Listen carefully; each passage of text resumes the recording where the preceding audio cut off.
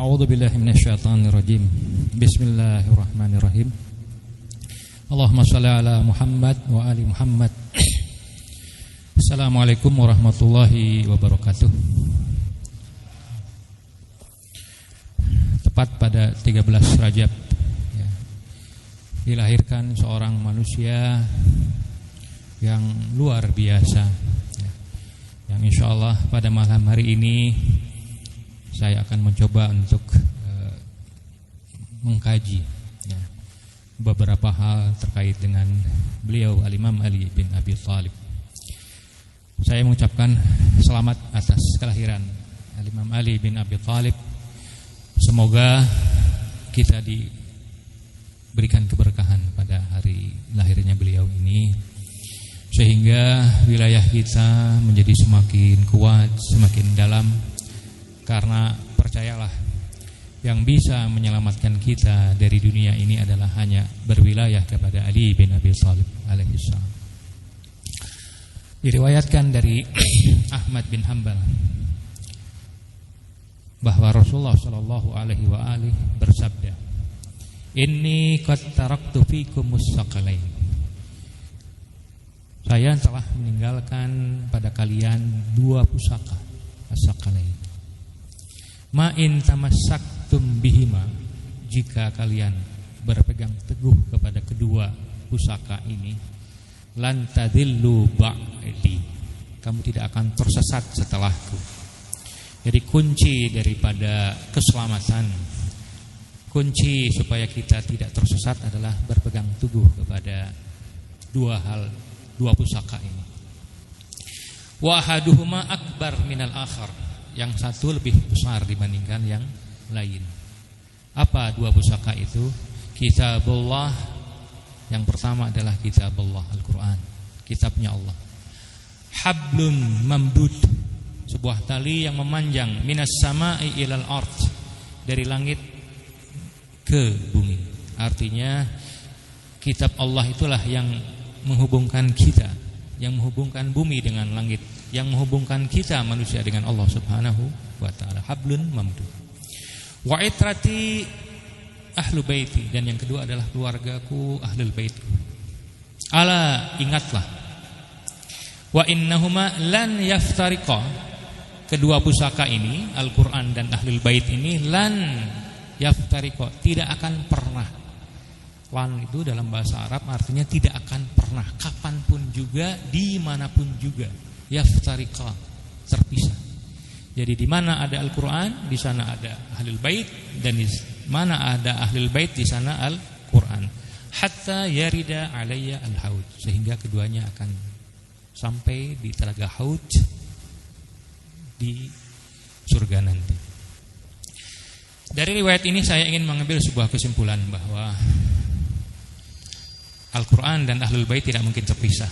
Artinya adalah setiap ayat dalam Al-Quran yang berbicara tentang keutamaan, maka contoh utamanya adalah Ahlul Bait. Ini kesimpulan. Kesimpulannya sangat penting ya. Jadi sekali lagi, setiap ayat yang berbicara tentang keutamaan, kemuliaan, maka contoh yang paling utama, contoh yang paling hakiki adalah Ahlul Bait. Kenapa demikian? Karena apabila ada ayat tentang keutamaan di mana Ahlul Bait tidak memiliki keutamaan itu berarti Ahlul Bait dengan Al-Quran itu terpisah. Oleh karena itu, sabda Rasul yang mengatakan bahwa Al-Quran dan Ahlul Bait tidak akan terpisah meniscayakan bahwa semua ayat, mulai daripada ayat pertama Al-Fatihah sampai yang terakhir Al-Quran, apapun ayatnya tentang keutamaan, maka contoh yang paling utama adalah Ahlul Bait, apapun itu. Sebaliknya ya, semua contoh tentang keburukan, kenistaan, kejahatan, maka akan ditemukan pada musuh-musuhnya Ahlul Bait ya. Sebagai contoh, di dalam surat Al-Fatihah ya, kita sering membaca ihdinas siratal mustaqim. Ya Allah, berikanlah kepada kami petunjuk tentang jalan yang lurus. Shiratal ladzina an'amta 'alaihim, jalan yang kamu telah berikan nikmat kepada mereka. Ghairul maghdubi 'alaihim waladdallin. Nah, contohnya ghairul maghdubi dalam sebuah riwayat adalah orang Yahudi. Waladdallin contohnya adalah orang Nasrani. Jadi contoh kejahatan, contoh kenistaan, contoh kesesatan itu pasti akan ditemukan pada musuh-musuhnya Ahlul Bait. Di dalam riwayat yang lain, ya, terkait dengan maksud daripada ghairul maghdubi alaihim waladdallin, ya, diriwayatkan dari Imam Ja'far As-Shadiq alaihi salam, beliau bersabda yang dimaksud dengan ghairul maghdub bi alaihim itu maksudnya adalah para musuhnya Ahlul Bait, an-nusab, para musuhnya Ahlul Bait, para nasibi, itu ghairul maghdub bi alaihim. Kemudian yang dimaksud dengan waladdallin adalah orang-orang yang masih meragukan, orang-orang yang tidak mengetahui dan meyakini al-imam. Itu yang dimaksud dengan waladdallin. Imam Ja'far bersabda, yang dimaksud dengan ghairul maghdubi alaihim adalah an-nusab. Kemudian yang dimaksud dengan waddallin adalah asyakkak walladzina la ya'rifuna al-imam. Itu contoh-contohnya. Jadi ghairul maghdub salah satu contohnya adalah Yahudi. Contoh yang lain adalah para Nasib. Waladdallin contohnya adalah para Nasrani. Contoh lainnya adalah orang-orang yang tidak meyakini Ahlul Bait sebagai imam mereka. Termasuk kategori waladdallin. Nah, pada malam hari ini saya akan membawakan sebuah ayat, ya, terkait dengan keutamaan. Dan sudah pasti contoh utamanya adalah Ahlul Bait. Ayatnya berbunyi, qala Allah Ta'ala was-sabiqunal awwalun. Was-sabiqunal awwalun. Orang-orang yang terdahulu, as-sabiqun. Al-awwalun, yang pertama. Jadi golongan pertama, terdahulu dan golongan pertama. Minal muhajirin, dari kalangan muhajirin, wal ansar, walladzina taba'uhum, kemudian dan orang-orang yang mengikuti orang-orang terdahulu itu. Bi ihsan, dengan baik, radhiyallahu anhum, Allah rela terhadap mereka. Saya ulangi lagi. As-sabiq was-sabiqunal awwalun, orang-orang yang terdahulu, al-awwalun dari kelompok pertama. Minal muhajirin, dari kalangan muhajirin, wal ansar, walladzina, dan orang-orang ittaba'uhum, yang mengikuti mereka, bi ihsanin, dengan baik, radhiyallahu anhum, Allah rela terhadap golongan-golongan itu. Wa radu anhu, dan golongan itu juga rela terhadap Allah Subhanahu wa taala. Allah rela terhadap mereka dan mereka juga rela terhadap Allah Subhanahu wa taala. Wa'adda lahum, kemudian Allah telah menyediakan bagi mereka jannatin, surga, tajri, mengalir, tahtaha, di bawahnya al-anhar, sungai.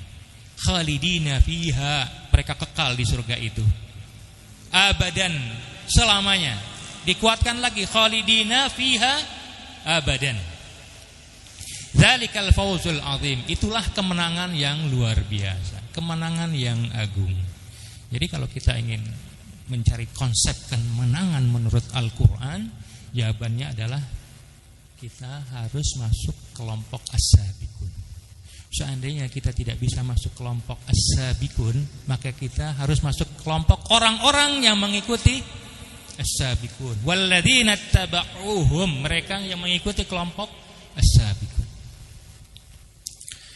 Nah, saya akan mencoba untuk menelaah penggalan-penggalan daripada ayat ini. Saya mulai dari as-sabiqunal awwalun minal muhajirina wal ansar. Sabiq itu artinya terdahulu. Berarti ada yang belakangan. Bahasa Arabnya lahik. Ada sabiq, ada lahik. Ada yang terdahulu, ada yang belakangan. Nah, terkait dengan terdahulu dan belakangan itu pasti ada tolak ukurnya. Ini lebih dahulu di sisi apanya? Karena lebih dahulu itu bisa dibayangkan banyak hal ya.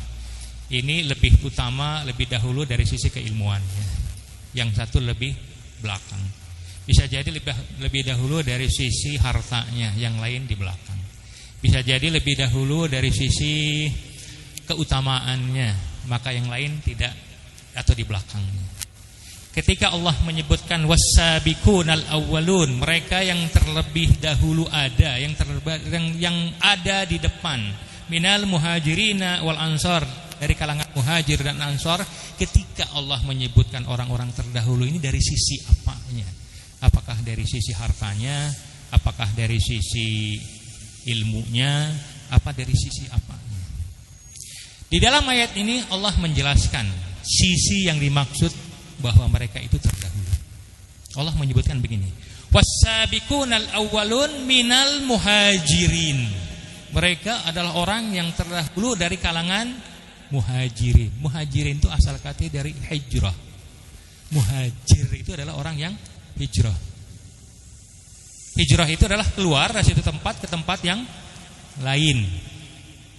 Seperti para sahabat hijrah dari Mekah ke Madinah. Tetapi yang namanya hijrah itu tidak mesti dari sisi tempat. Boleh jadi yang namanya hijrah itu dari yang buruk ke yang baik. Dari sesat menuju petunjuk. Dari ketidaktahuan menuju pengetahuan. Dari kenistaan menuju keutamaan. Ini juga masuk kategori hijrah. Nah, ketika Allah menyebutkan was-sabiqunal awwalun minal muhajirin, ketika Allah menjelaskan ada kelompok yang terdepan, maka yang dimaksud terdepan itu dalam hijrah. Mereka adalah orang yang terdepan dalam hijrah dari kenistaan menuju keutamaan, dari kejahilan menuju ilmu, dari kebatilan menuju kebenaran. Jadi arti hijrah jangan disempitkan dalam dimensi tempat saja. Hijrah lebih luas daripada itu. Nanti saya akan bawakan ayatnya. Jadi tolak ukur daripada as-sabiqun, orang yang terdepan itu dari sisi hijrahnya. Yang kedua, wal ansar. Ansar itu asal kata dari nasrun, artinya orang-orang yang menolong. Ansar itu adalah orang yang menolong. Berarti mereka itu adalah orang yang terdahulu dalam menolong Rasulullah Shallallahu Alaihi Wasallam. Dari dua sisi inilah mereka disebut terdepan. Karena apa? Karena mereka adalah orang-orang yang pertama kali berhijrah, di mana mereka awalnya tidak menerima Islam, kemudian menerima Islam. Awalnya mereka itu sesat, kemudian mendapatkan petunjuk. Mereka termasuk yang terdepan, yang terdahulu. Wal ansar, dan mereka kelompok yang pertama kali menolong Rasulullah Shallallahu Alaihi Wasallam. Jadi sekali lagi, ketika Allah menyebut terdepan dari sisi apanya? Dari sisi hijrah dan pertolongannya. Was-sabiqunal awwalun minal muhajirina wal ansar. Nah, terkait dengan hijrah, seperti saya katakan tadi, bahwa yang namanya hijrah itu tidak mesti dalam dimensi tempat. Hijrah itu lebih luas daripada itu. Allah berfirman dalam surat Al-Mudassir ayat 5. Warruzza wahjur. Ruzza itu sama artinya dengan rizsun. Rizsun, rizza itu artinya kotoran, kenistaan, keburukan. Ya, arti aslinya rizsun itu adalah kotoran. Warrizza atau warruzza pahjur. Kamu dari kenistaan itulah berhijrahlah. Jadi Allah meminta kita untuk supaya berhijrah dari kenistaan menuju ke keutamaan. Yang namanya ruzza ini tidak terkait hanya dengan tempat. Kita tidak hanya harus keluar dari tempat yang kotor, tetapi dari segala bentuk kenistaan kita diminta untuk hijrah. Kalau masih ada sifat dengki, sifat jahat di dalam diri kita, kita harus segera hijrah. Menuju apa? Menuju jiwa yang bersih. Allah memerintahkan itu. Warruzza wahjur. Ya, sekali lagi, yang dimaksud dengan ruzza adalah segala bentuk kenistaan. Kemudian dalam ayat kedua Allah berfirman begini, wasari'u Bersegeralah untuk hijrah itu, jangan ditunda-tunda. Wasari'u ila maghfiratin min rabbikum. Bersegeralah untuk mengejar ampunan dari Tuhan. Maghfirah itu artinya mengampuni atau ampunan. Yang dimaksud dengan ampunan itu, jadi kalau Allah memberikan ampunan, itu artinya kalau ada keniscayaan di dalam diri kita, Allah bersihkan, itu namanya ampunan. Kalau kita meminta maaf kepada orang lain karena kita berbuat salah, kemudian orang lain itu memberikan maaf kepada kita, mungkin bentuk pemberian maafnya hanya mengucapkan, ya saya maafkan Anda. Tetapi ketika Allah memaafkan kita beda. Ketika Allah memberikan ampunan kepada kita, maka kenistaan di dalam diri kita itu dihapuskan, dihilangkan. Jadi Allah Subhanahu wa taala meminta kita untuk segera mentas hijrah dari keniscayaan. Wasari'u ila maghfiratikum, bersegeralah untuk hijrah itu, jangan ditunda-tunda. Supaya Allah segera membersihkan kenistaan itu.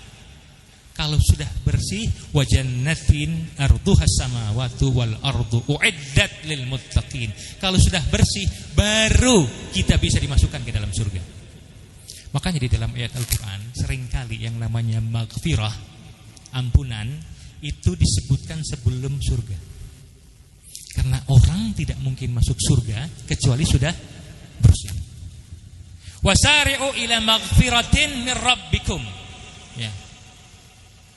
Wa jannatin arduhas samawati wal ardu uiddat lil muttaqin.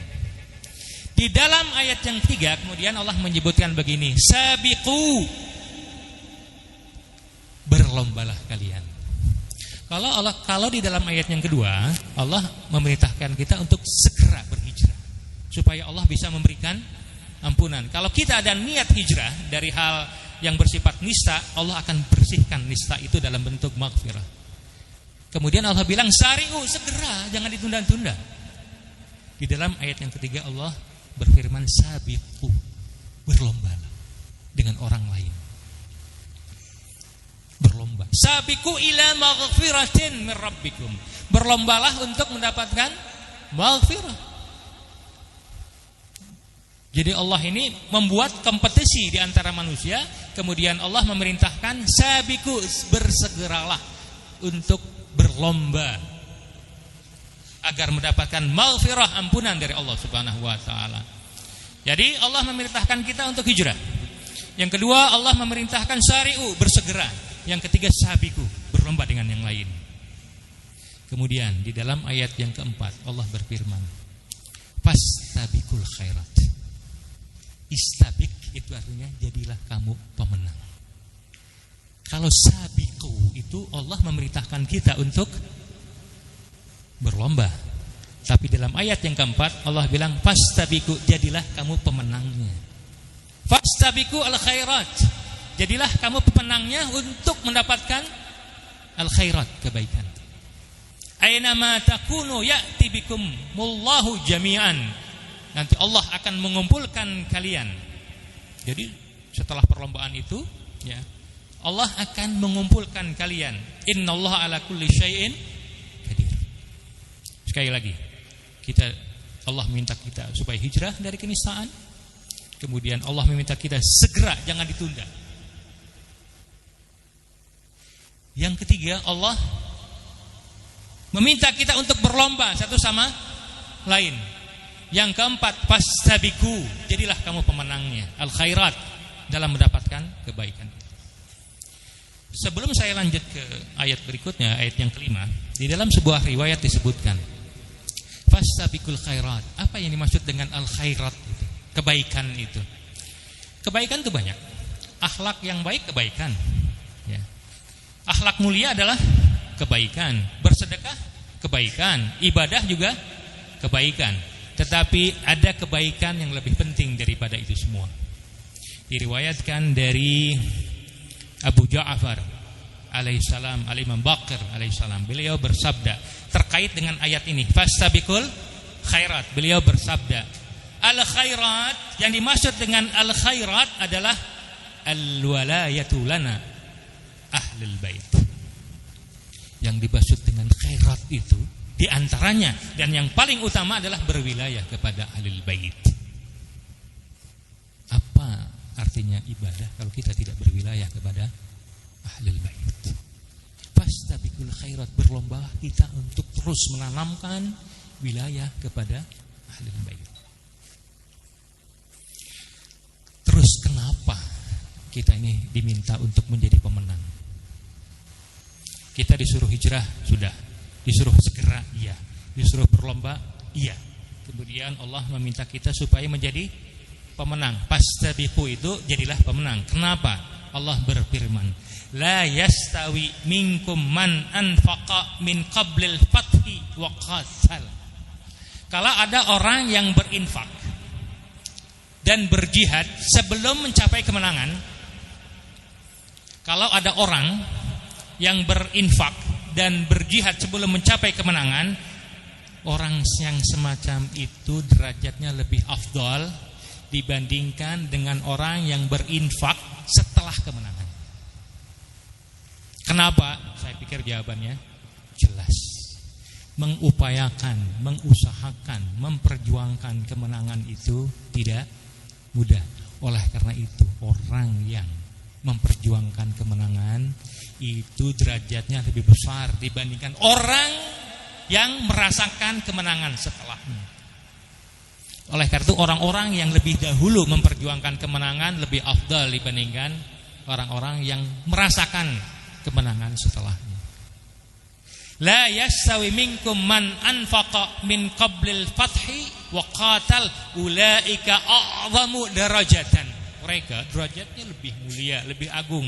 Dari siapa? Minal ladzina anfaqu mim ba'du wa qatalu. Dibandingkan dengan kelompok orang yang bersedekah dan berperang setelah kemenangan itu diraih. Orang-orang yang memperjuangkan kemenangan di dalam sejarah Islam, mereka itu sudah lebih utama dibandingkan ketika Islam itu sudah menang, dibandingkan dengan orang-orang yang merasakan atau yang hidup setelah kemenangan Islam. Sekali lagi, warujja fahjur, hijrah, wasari'u, bersegeralah. Yang ketiga, sabiku, berlombalah. Yang keempat, fastabiku, jadilah pemenang.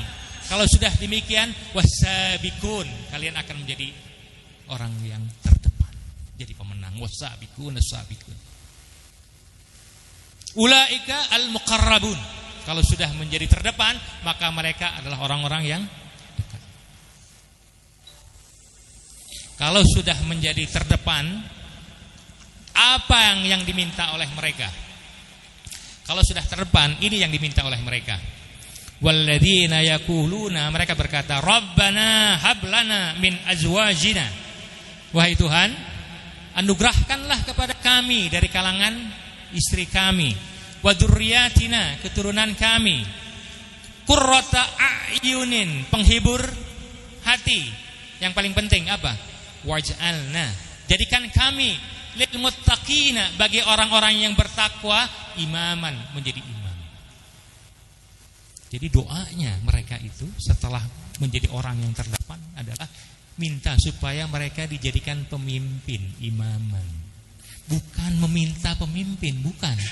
Bahasanya bukan, ya Allah jadikanlah bagi kami dari kalangan kami seorang pemimpin, bukan. Mereka berdoanya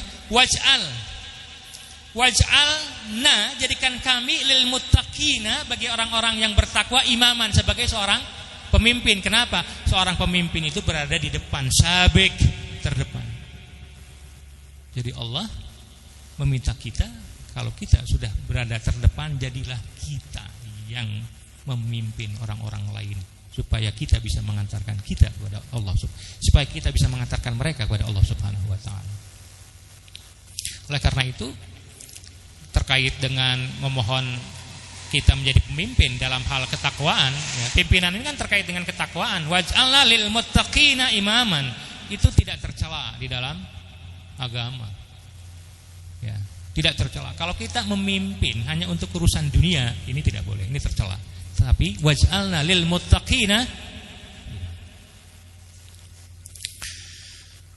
Di dalam riwayat disebutkan bahwa terkait dengan ayat ini terkait dengan Rabbana hablana min azwajina wa dzurriyyatina qurrata a'yunin waj'alna lil muttaqina imama, diriwayatkan dari Imam Ja'far As-Shadiq alaihi salam terkait dengan ayat ini. Alladzina yaquluna Rabbana hablana min azwajina wa dzurriyyatina qurrata a'yunin waj'alna lil muttaqina imaman. Contoh paling utamanya adalah apa? Ahlul Bait. Imam Ja'far bersabda, nahnu hum ahlul bait. Merekalah yang dimaksud dengan ayat ini.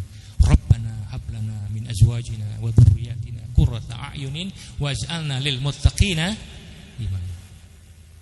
Contoh utamanya adalah ahlul bait. Nahnu hum ahlul bait. Kita pun bisa mencontoh ini, walaupun mungkin pasti tidak sehebat mereka, tapi setidaknya kita meniru mereka. Jadikanlah istri-istri kita, jadikanlah anak-anak kita selalu dalam jalur wilayah ahlul bait. Kemudian jadikanlah kita jadi pimpinan untuk orang-orang yang lain dalam hal apa? Mengantarkan mereka kepada ketakwaan. Waj'alna lil muttaqina imam. Di dalam sebuah riwayat juga disebutkan bahwa yang dimaksud dengan azwaj itu adalah Sayyidah Khadijah. Kemudian yang dimaksud dzurriyyatina adalah Sayyidah Fatimah. Kemudian yang dimaksud dengan qurratu a'yun adalah Al-Hasan wal Husain. Kemudian imaman maksudnya adalah Al-Imam Ali bin Abi Thalib. Persis seperti yang saya katakan tadi, bahwa segala ayat tentang keutamaan, maka contoh utamanya adalah Ahlul Bait. Segala hal yang nista, maka contoh utamanya berada pada musuh-musuh Ahlul Bait.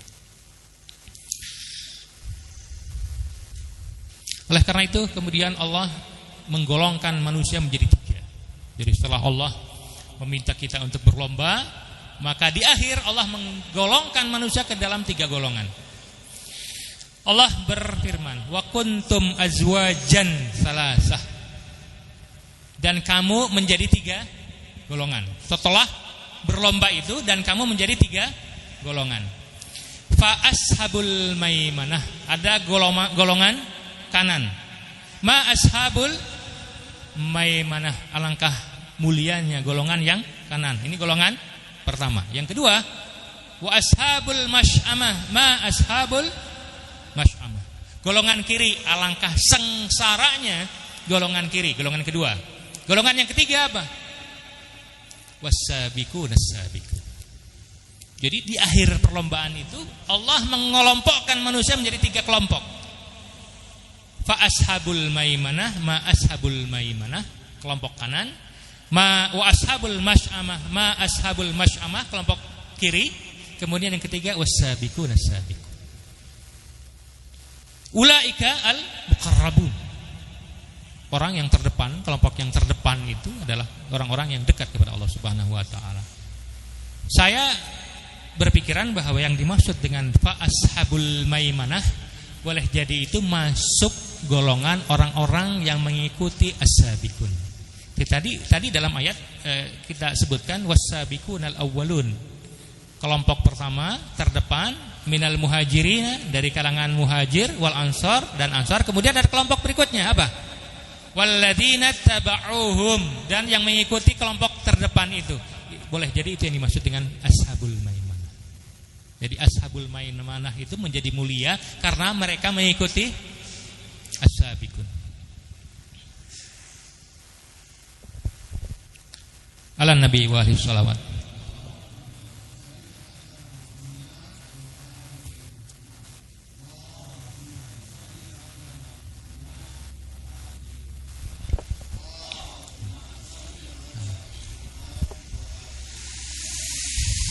Nah, setelah kita sedikit banyak menggali tentang maksud daripada as-sabiqunal awwalun minal muhajirin wal ansar.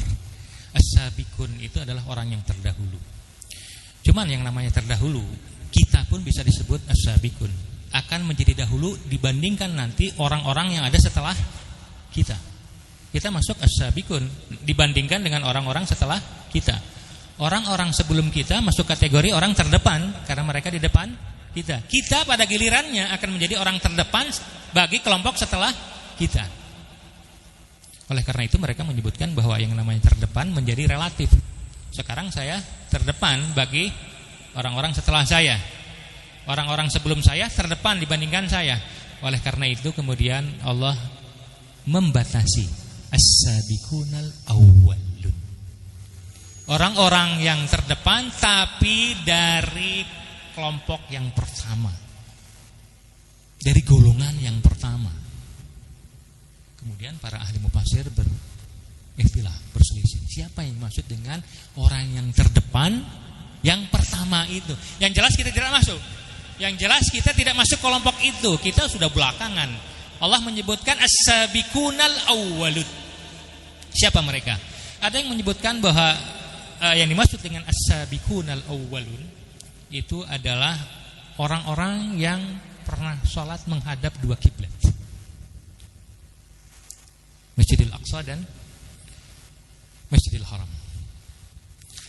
Ada yang menyebut bahwa yang dimaksud dengan as-sabiqunal awwalun adalah yang mengadakan baiat Ridwan atau baiat Hudaybiyah. Ada yang mengatakan bahwa yang dimaksud dengan as-sabiqunal awwalun adalah ahlu Badar, pasukan Badar. Ada yang mengatakan yang dimaksud dengan as-sabiqunal awwalun adalah mereka yang Islam sebelum hijrah. Itulah para mufassir. Tetapi semua ini tidak ada buktinya. Semua ini tidak ada buktinya. Mereka hanya menduga, hanya mengira bahwa yang dimaksud dengan as-sabiqunal awwalun adalah mereka.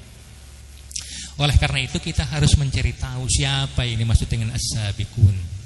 Sebenarnya kalau kita berpegangan pada prinsip tadi bahwa segala keutamaan di dalam ayat Al-Quran itu milik Ahlul Bait, kita tidak perlu lagi membawakan riwayat tentang siapa yang dimaksud dengan as-sabiqunal awwalun. Kita sudah punya jawabannya. Siapa mereka? Ahlul Bait. Cuman tetap saya akan membawakan riwayatnya. Diriwayatkan dari Ibnu Abbas, Rasulullah sallallahu alaihi wasallam bersabda, qasamallahul khalqa qismaini. Allah itu membagi ciptaannya menjadi dua kelompok. Faja'alani fi khairihima qisman. Kemudian Allah menjadikan saya menjadi yang paling utama dari dua kelompok itu. Fadzalika qauluhu ta'ala, yang dimaksud dua kelompok itu adalah ashabul yamin ma ashabul yamin. Fa ana khairu ashabil yamin. Kelompok ashabul yamin, dan saya adalah orang yang terbaik dari ashabul yamin. Kemudian summa ja'alal qismaini aslasa. Kemudian Allah dalam ayat yang lain menjadikan manusia menjadi tiga kelompok, seperti yang saya bacakan tadi ayatnya. Ashabul maimanah, ashabul masy'amah, kemudian as-sabiqun as-sabiqun. Allah menjadikan tiga kelompok. Faja'alani fi khairihima sulusan. Allah menjadikan saya yang terbaik dari tiga kelompok itu. Fa ashabul maimanah ma ashabul maimanah wa ashabul masy'amah ma ashabul masy'amah was-sabiqun as-sabiqun. Kemudian Rasulullah bersabda, fa ana minas sabiqin. Saya adalah termasuk golongan as-sabiqun. Jadi yang dimaksud dengan as-sabiqunal awwalun adalah Rasulullah sallallahu alaihi wa alihi. Bahkan wa ana min khairis sabiqin. Dan saya adalah orang yang terbaik daripada as-sabiqun. Rasulullah tidak hanya masuk kategori as-sabiqun, tapi beliau adalah yang terbaik daripada as-sabiqun. Ini riwayat pertama. Jadi bahwa Rasulullah itu merupakan bagian daripada as-sabiqun tidak diragukan. Tanpa saya membawakan riwayat ini pun kita sudah yakin bahwa pasti Rasulullah itu masuk dalam kelompok ini. Kemudian diriwayatkan dari Imam Ja'far As-Shadiq alaihissalam terkait dengan ayat as-sabiqun as-sabiqun. Beliau bersabda annaha, bahwa ayat ini nazalat fi aliyin. Ayat ini turun untuk Ali bin Abi Thalib. Artinya kalau kita ingin tahu siapa contoh yang paling utama daripada as-sabiqun adalah Imam Ali bin Abi Thalib. Di dalam riwayat yang ketiga dari Ibnu Abbas, beliau mentafsirkan as-sabiqun. Beliau berkata, Ali bin Abi Thalib alaihi salam minas sabiqin. Ali bin Abi Thalib itu merupakan bagian dari kelompok as-sabiqun. Kemudian diriwayatkan dari Al-Imam Hasan bin Abi Thalib, beliau bersabda, beliau menyebutkan ayat was-sabiqun as-sabiqun ulaikal muqarrabun. Al-Imam Hasan bersabda, mohon maaf, ya betul, Imam Hasan meriwayatkan ya dari ayahnya. Imam Hasan meriwayatkan dari ayahnya tentang ayat was-sabiqun as-sabiqun ulaikal muqarrabun, bahwa ayahnya pernah bersabda, inni asbaqus sabiqin, bahwa saya Imam Ali adalah orang yang paling terdahulu dari orang-orang yang terdahulu. Inni asbaqu as-sabiqin, terlebih dahulu dalam hal apa? Ilallah, kepada Allah. Wa ila rasulihi, kepada rasulnya. Wa aqrabul muqarrabina ilallahi wa ila rasulihi, dan orang yang paling dekat kepada Allah Subhanahu wa taala. Oleh karena itu seperti yang katakan tadi, bahwa yang namanya hijrah itu tidak mesti harus dari satu tempat ke tempat yang lain. Kita berhijrah dari kenistaan, kita keluar dari kenistaan menuju kemuliaan, itu pun disebut hijrah. Nah, Imam Ali itu berhijrah kepada Allah. Ana asbaqus sabiqina ilallah wa ila rasulihi, dan berhijrah kepada rasulnya.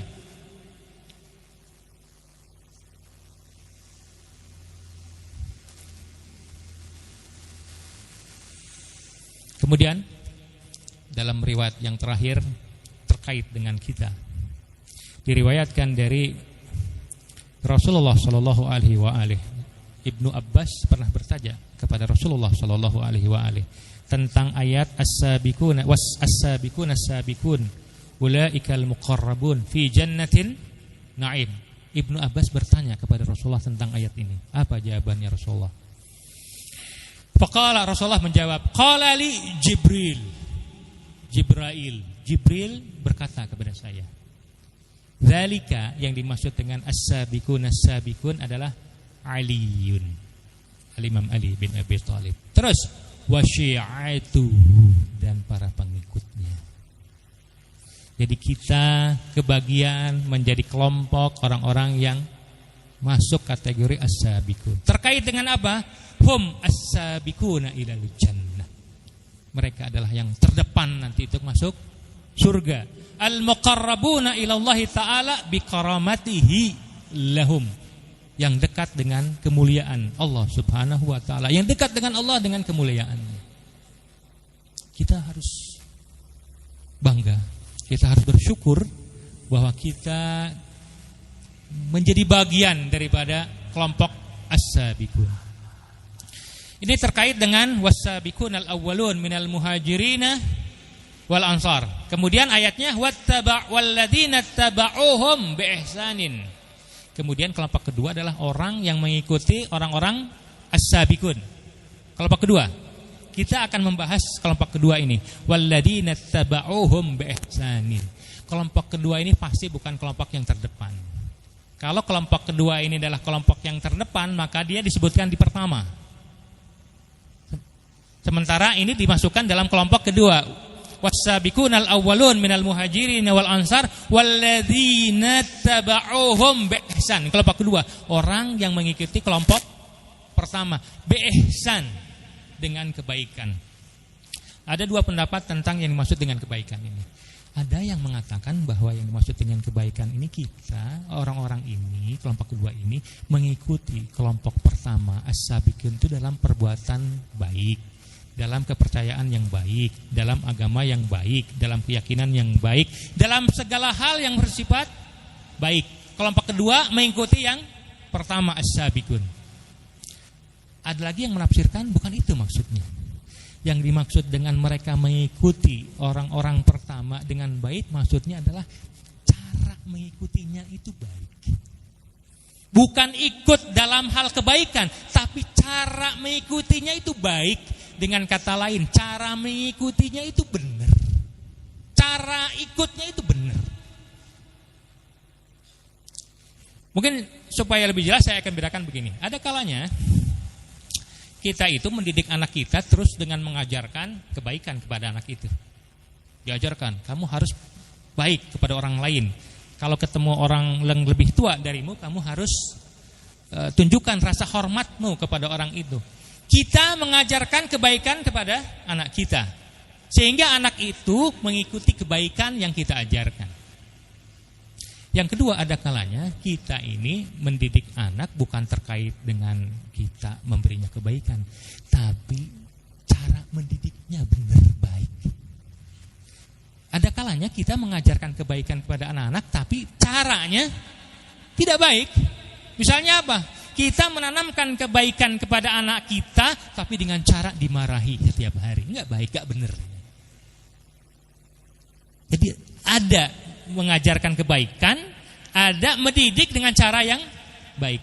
Ada mufasir yang mengatakan bahwa yang dimaksud dengan bi-ihsan itu maksudnya adalah cara ikutnya itu benar. Cara ikutnya itu baik, bukan mengikuti kebaikan kelompok pertama, bukan, tapi mereka mengikuti kelompok pertama dengan cara ikut yang benar dan baik. Kira-kira begitu. Pertanyaannya, apa sih cara ikut yang benar itu? Yang baik itu bagaimana? Contoh, kalau tadi mungkin kita bertanya, apa atau bagaimana cara kita mendidik anak kita dengan cara yang baik? Jangan dimarahi, diajak bicara, misalkan begitu. Sekarang, bagaimana caranya kita mengikuti orang-orang kelompok as-sabiqun dengan cara yang baik? Caranya adalah pertama, Allah berfirman, innama tunzira manittaba'adz dzikra. Jadi ketika kita mengikuti mereka, maka cara mengikuti kita itu harus berdasarkan Al-Qur'an. Kalau cara mengikuti kita itu keluar dari relnya Al-Qur'an, maka tidak baik.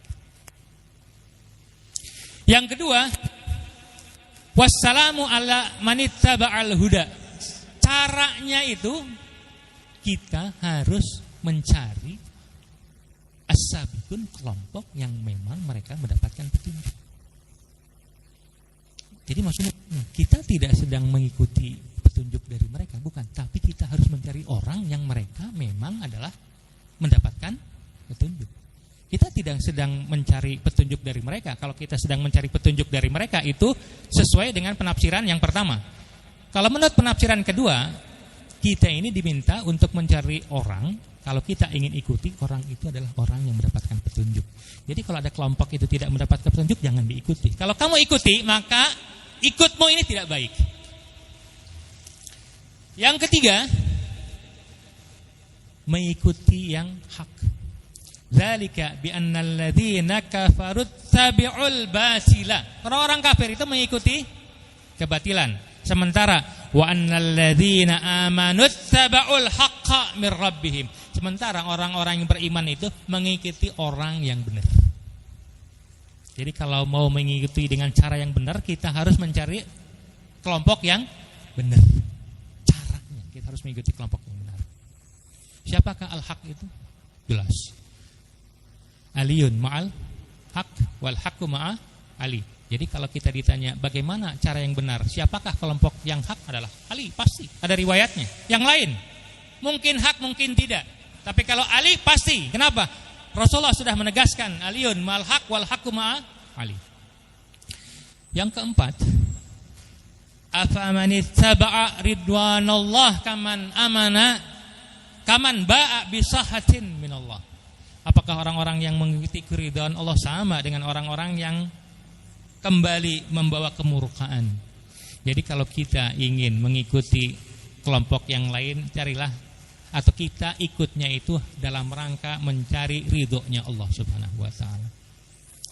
Jangan sampai kita ikut ahlul bait tujuannya untuk mencari dunia. Gak benar caranya seperti itu. Cara kita mengikuti ahlul bait yang benar adalah kita ikut mereka dengan niat ridho, mencari ridho Allah Subhanahu wa taala. Kita mengikuti ahlul bait bukan dalam rangka ingin mencari dunia. Banyak kelompok-kelompok yang mendapatkan dunia melalui ahlul bait. Kenapa? Ahlul bait dijual oleh mereka sehingga dia mendapatkan dunia. Caranya gak benar. Kita kalau ingin mengikuti, caranya adalah dalam rangka mencari relanya Allah Subhanahu wa taala, bukan dalam rangka mencari dunia. Yang kelima, dan ini yang paling penting menurut saya. Kita kalau ingin mengikuti dengan cara yang benar adalah carilah kelompok yang tidak minta upah atas ajakan mereka. Allah berfirman, ittabi'u, ikutlah. Ittabi'u, ikutlah. Siapa? Man la yas'alukum ajran, orang yang tidak meminta upah kepadamu. Jadi kalau ada kelompok mengajarkan kepada kebaikan kepada kita, kemudian tetapi mereka meminta upah dunia dari kita, jangan diikuti. Kalau kamu ikut, maka ikutmu itu enggak benar. Ittabi'u man la yas'alukum ajran, ikutlah kelompok yang tidak memerintah upah. Itu satu. Yang kedua, wa hum muhtadun, dan mereka orang-orang yang mendapatkan petunjuk. Ada orang yang ikhlas, dia tidak meminta upah, tapi sesat. Ada juga yang benar, muhtadun, tapi minta upah. Jadi kalau kita ingin mengikuti kelompok, maka kriterianya adalah dua. Pertama, yang enggak minta upah, tapi tidak cukup itu. Tapi apa? Mereka itu dalam petunjuk. Wahum muhtadun. Siapa kira-kira mereka itu? Kalau sekali lagi kita kembali kepada kaidah kita bahwa segala ayat tentang keutamaan, maka contoh hakikinya adalah ahlul bait. Cuman tetap saya akan kuatkan dengan ayat yang lain. Allah berfirman, "Qul la as'alukum alaihi ajran." Tadi Allah berfirman, jangan ikutilah orang yang tidak meminta upah. Siapakah kelompok yang tidak pernah meminta upah yang digaransi, dijamin oleh Al-Quran? Mungkin banyak di luar sana orang yang tidak meminta upah kepada kita dalam dakwahnya, tapi gak ada garansi ini. Adakah kelompok yang mengajak kepada kita, mengajak kepada petunjuk dan dia tidak meminta upah? Ada. Apa? Kul, katakanlah, la as'alukum alaihi ajran. Ya, wahai Rasulullah, katakanlah bahwa kamu tidak meminta upah apapun. Berarti contoh hakikinya adalah Rasulullah dan ahlul bait. Ini dalam surat Asy-Syura ayat 23. Qul la as'alukum alaihi ajran. Kalaupun ada upah cuma satu saja. Illal mawaddata fil qurba. Upah itu pun kebaikannya kembali kepada kita, bukan kepada mereka. Ahlul bait mau dicintai maupun tidak, mereka mulia. Justru kecintaan kita kepada ahlul bait itu dalam rangka kita mendapatkan kemuliaan dari mereka, bukan sebaliknya. Jadi kalau ditanya adakah kelompok yang digaransi oleh Al-Quran bahwa mereka tidak meminta upah, ada. Ahlul bait. Oleh karena itu sudah, saya pikir alasan ini kuat, kita tidak perlu lagi mencari kelompok di luar ahlul bait. Kenapa? Tidak ada garansi Al-Qur'annya. Wa hum muhtadun, orang-orang yang mendapatkan petunjuk. Siapa mereka? Diriwayatkan dari Imam Al-Baqir alaihissalam. Beliau bersabda, fi qaulihi ta'ala lahumul amnu wa hum muhtadun. Di dalam ayat disebutkan bahwa mereka akan mendapatkan keamanan dan mereka adalah orang muhtadun. Siapakah muhtadun itu? Al-Imam Baqir alaihissalam bersabda, nazalat fi Aliyin alaihissalam. Muhtadun, orang yang mendapatkan petunjuk adalah Ali bin Abi Thalib. Oleh karena itu alasan sudah begitu kuat bahwa kalau kita ingin ikut kelompok, maka kelompok itu adalah Ali bin Abi Thalib. Tidak ada yang lain. Kemudian diriwayatkan dari Sulaim bin Qais Asy-Syami, beliau mendengar dari Al-Imam Ali bin Abi Thalib berkata, "Inni wa ausiyai, saya dan para wasiku, min wuldi, dari anak-anakku, a'immatun, mereka adalah para pemimpin yang apa? Muhtadun." Jadi kalau kita gabungkan antara ayat dan riwayat, jawabannya jelas. Jadi kalau kita ingin masuk kategori walladzina taba'uhum biihsanin, kalau kita ingin masuk kategori yang ikut kelompok pertama dengan baik, maka kita harus mengikuti ahlul bait. Karena mereka yang tidak meminta upah dan mereka juga yang mendapatkan muhtadun, petunjuk. Ayat dan riwayatnya sudah saya sebutkan.